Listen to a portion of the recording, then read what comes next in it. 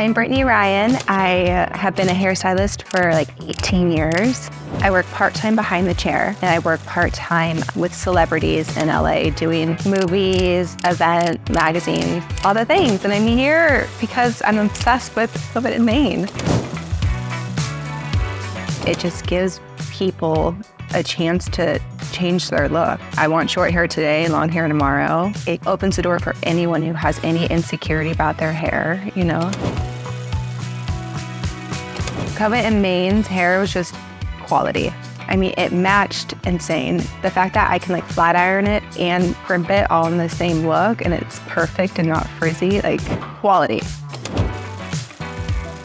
So Jessica likes to change her hair between short and long within an hour. So Covet Mane saved my butt. One day we had it long and like 22 inches. A few hours later we had it her bob with just like fullness. Like it was fire. Came through.